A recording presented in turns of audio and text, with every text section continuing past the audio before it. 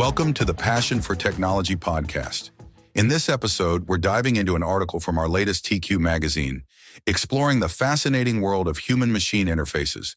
For more details, interesting insights, and valuable infographics, be sure to check out the show notes. Gentle collaboration. In recent years, a new generation of robots has been pushing its way into the market, enabling the automation of processes while remaining cost-effective and allowing uncomplicated collaboration with humans. The Cobots. According to Grandview Research, the global market for Cobots is set to grow from $1.23 billion in 2022 to $11.04 billion in 2030. This equals an increase of 32% each year. Professor Robert Grebner, president of the University of Applied Sciences Würzburg-Schweinfurt, says, Cobots are an important next step towards automating complex motion sequences. Wherever physically demanding and monotonous tasks occur, Cobots will ease the work for humans by being integrated into work processes. To ensure human safety, almost all Cobot components are equipped with sensors to detect humans, making all Cobots an extensive human-machine interface. Unlike with classical robotics applications, this avoids the need for protective fences or similar barriers.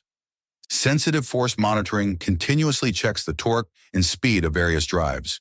If the robot encounters an obstacle, which can also be a human, the movement is either stopped immediately or continued very carefully and gently. Additional sensors enable the perception of the environment. Robots can thus adapt their way of working early on when a human approaches.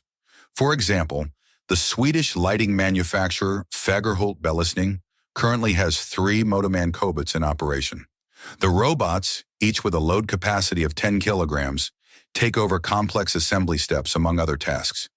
The unique thing about the Cobots is that they can switch between the classic full-speed industrial robot mode and a safe collaborative mode. Safety scanners detect if an employee approaches the defined safety area and then slow down to a safe pace. The S-Bot speed safety system from SICK also enables adaptive perception of the environment. Laser scanners and a safety control system guide the robot so that it slows down the closer a person moves into the robot's working area, until it comes to a complete stop. The ability to automatically adjust the robot's operating conditions to the position of people in the environment protects against accident hazards while simultaneously improving productivity, as downtime is reduced and workflows are optimized. A research team from the Fraunhofer IWU is pursuing a slightly different approach. They have divided the robot's perception areas into smart zones. With faster movements, such a zone grows to exclude the risk of collision with humans. Lidar sensor technology, lidar is short for light detection and ranging, which recognizes and categorizes objects using pulse laser light, as well as cameras, are used for environmental perception. The combination of response times, for reference, LiDAR's response time is about 50 milliseconds, while a camera's is 10 milliseconds. And surveillance areas, LiDAR used for larger areas and cameras for near field, now allows the robot to move faster. Although the speed must still be reduced when humans approach, it is considerably less than before. About 25% faster robot movements mean a significant gain in efficiency. The numerous systems that ensure human safety require many cable connections for sensors and actuators in traditional robot architectures.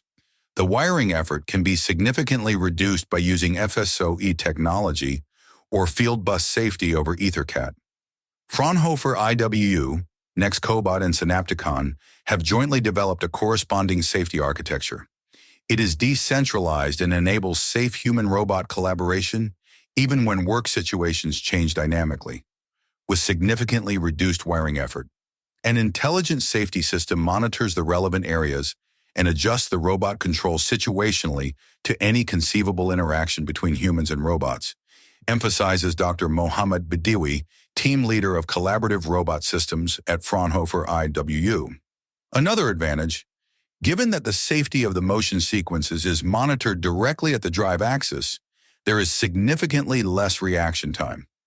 Cobots differ from classical industrial robots not only in collaboration, but also in their interaction with humans during programming. Even a person who is not a robot expert should be able to quickly and easily teach the cobot a new task. On the one hand, This is done using graphical programming systems or apps for tablets or smartphones, which do not require specific training. Above all, however, the cobot learns the execution of certain tasks by the human literally taking it by the hand. The employee manually guides the robot arm through the required motion profile. Additional control buttons on the wrist are used to save the respective positions, so not every position has to be confirmed on the robot's hand control panel. Thanks to so-called hand-guided teaching, the cobot is ready for use very quickly. So this really is a case of humans and machines working together hand in hand.